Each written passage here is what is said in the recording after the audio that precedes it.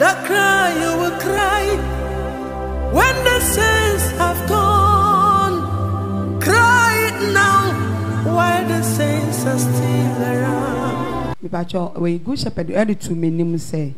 Membom pie emfa memenda any question esom. Na the woman say me die. On the okabibiache me say me dana bisa obo ade no. Nti me die na me hu say papa bi aba me nchen o kire me ade. Good shepherd, as God has directed her to be calling him, told her to pray over Saturday and Sunday worship as to which of them is recommended by the Lord God Almighty. So all that he ought to do is she ought to sleep so that he can see what the Lord has for us. So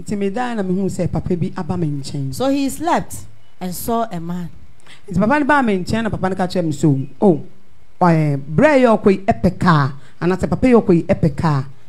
man who came to her told him that this gentleman who is before him needs a car.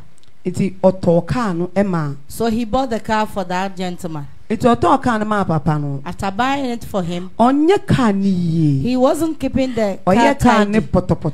He handles it as how he wants it to be. But no one say papa no so share the way all handle car. He never knew that the man was also monitoring on how he is keeping the car. So one day the owner met him and told him that he needs the car back. And that driver car no fine. So the driver went and cleaned and tidied the vehicle very well. And not just or the car ne break car owner no so fine or the brain. Meaning he was returning the vehicle to the owner, so he needs to clean and make it tidy. And the car owner or the car owner one car. On bringing the vehicle, the owner didn't take the car back. It's a my driver ni bufu you say I didn't know one fair or the car buy up car owner na car. The driver became very annoyed on how not to take the vehicle back after doing all that he has done. It's a my car owner and say and ye say or the car ni beba just obesi car no. They said the bian o see car no. So the owner told the driver that it is not because when he is bringing the vehicle back to the owner that he ought to clean or keep the vehicle tidy, but it always ought to be so. It's a way say like and you say kwesiada and answer memenda like obeba sorry and answer bibi so obesi say ende me basom and answer ende me call memenda som nti de bia de say nipa da se ni de usiesie hu etwen da ono oba de ne baba be fa. We must always be prepared that no matter the day, no matter the hour, no matter the moment, you always ought to keep ready and be prepared. That it doesn't matter whether to worship either on Saturday or on Sunday. It always ought to be anytime, anywhere, before the Creator comes back and picks your soul back. Amen. Amen. Amen. We a sign actually say you need die the sum Christo. De bia was here. Yes, some. I'm so kind of Ubiati and I'm a boy. The means uncle. So for young kind Bible to see and young shady. If I'm square. Kind of kind uncle. Mom, you know. Entino Evangelist Amufa or so far young couple Ajinatum. But you're about changing action. What just Saturday? So now to say this. Young couple to me, you chile will be said Amufa ye a solid Saturday. And no crane me chile. But young couple can't chill Amufa and can't chill Evangelist Cobana. Say Opia and ya solid Saturday and ya no correct. Nyankupo betumi yi akile Amufa we yi akile Evangelist Cobana we yi akile Ubinso say ya solid Saturday osopopeni Papa Shi o ya solid Saturday Papa Shi nyina baby an kan say wa o ya solid Sunday bia no ko bonsam jem ba Amufa ta ka say ya solid Sunday nyina ya den o si ye kodum ya yela oni apostle kwajemai okay Evangelist Amufa ekuro ya Evangelist Amufa Kruya ni omni I said Evangelist Amufa Kruya we Sunday groove kwesi kiss ebisa de say e wo off air nyankopɔn na ka kyerɛ wo sɛ obiara nya asɔre Saturday ana amofa members mumbisa amofa sɛ amosa ka da kyerɛ koziki wɔse wama ansa wɔse wo hwɛ a emene bi bedu a yɛbɛhyɛ mmala etia Sunday sum ti na wɔ sɛ yɛ nyinaa nyankopɔn kan ɛno yɛ ɔno anadwen eti amofa members yɛ so wini ɔyɛ sɔfo a nyame na afrɛ no revelation onye biara no amofa yɛ onye biara ɛno kɔrɛ hall of fame hall of where ni nyina ɔka nyina hall of wedding hall of ni nyina ɛyɛ genuine but dia ogina ɔka sɛ obiara nsom Saturday no Ghana fo mbisa amofa sɛ nyankopɔn ne ka kyerɛ na wei sɔfo kwesekis ɔse wetie amofa ka wɔ ne babe ne audio baby a sɛ nyankopɔn se na ne nyankopɔn ka sɛ ka no why sɛ ɔyɛ ne kyenkyena kye sɛ obi otumi kasa no wakasa tia mioluman Kofi Annan amofa kasa no wakasa tia papa Kofi Annan ɛnyɛ sɛ ɔkasa tia Kofi Annan nti na meka no I'm not attacking amofa but I'm attacking their all can I'm not attacking the personality I'm attacking the word na ɔka ne sɛ ɛyɛ force nyankopɔn ka kyerɛ amofa sɛ church bia ne Saturday ɔboa nyankopɔn ka kyerɛ amofa nko a sɛ amofa yɛ Saturday nyankopɔn ka kyerɛ papa shi nko a narrow gate yɛ Saturday nyankopɔn ka kyerɛ evangelist Kobna sɛ Saturday but nyankopɔn ka kyerɛ amofa sɛ every church should worship Saturday Persecutions and that I'm going to show no so ɔsɛ bisa bibisa na sɛm ɛna ɔfrɛ Kobna ɛna ɔfrɛ Dada ɔsɛ ɔfrɛ Kobna bia Kobna odi abeto wɔ sɛ everybody should worship on Saturday ɔsɛ daabi na ɔno sɛ yɛbɛhyɛ mmala bi eti ɔsɛ yɛ nyinaa yɛba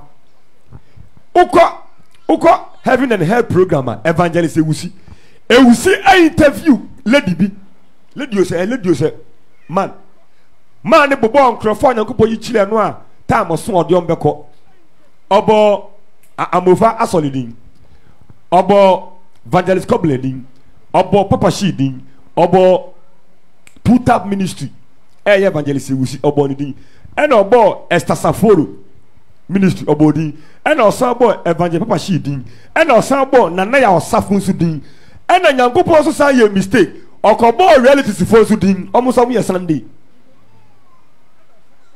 ɛno na amofa no ɔte yɛ no ɔbɛka den because mo nyinaa mo yɛ Saturday ɛna ɔsan kɔbɔ Oreo mo ɔwɔ na Nigeria asɔbi wɔ hɔ yɛ holiness safo ɔyɛ sɔpɛni pan holiness ɔyɛ penny Oreo mo sɛ edi bi saa ɔwɔ Nigeria ɔyɛ asɔle Sunday ɔbɔ ne din ɛna ɔsan bɔ Sunday ɛnsɔle ɛna ɔsan bɔ edumfa nso edin wei kyerɛ sɛ nyankopɔn yi kyerɛ a ɔka sɛ wɛkɛsefoɔ mo na mo nyɛ Saturday daka otuma se but revelation na sister ihu yɛ sɛ kawo na bi atɔ kaa ama obi ɔsen dɛ mebɛgye ɛna nipa ne kɔ yɛ kaa ne neat wɔde baa na kawo na ne sɛ menya ngye kaa ne biom san fa kaa ne kɔ na mehwɛ sɛ kaa na mede maa hɔ no da bia wobɛɛ ne dɛn ɛno gyina hɔ ma the body of Christ sɛ da bia enti yɛnyi dɛ baako nsi hɔnom ɛfa nyɛ holy ɛnea me nso mɛka sɛ wo ne Saturday ni bi twe mpena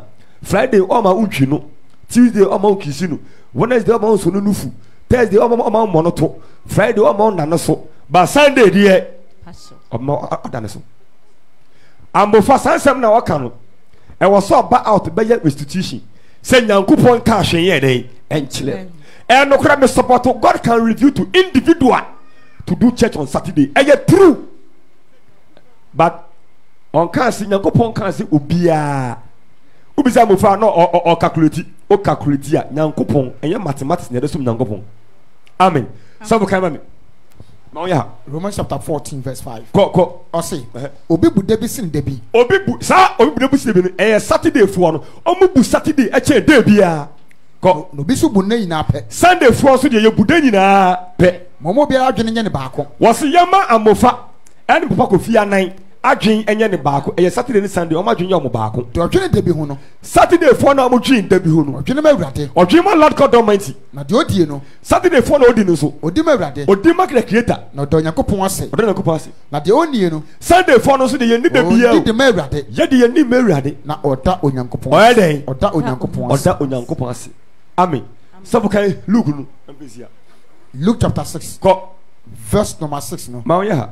O say, na e ba say homeda foforo bi nso. Hwe otumi twabo mmepa Kofi Annan, o twabo Kofi Annan za. Amufa. Mesi madan no, hwe Ghana ha mlani ha.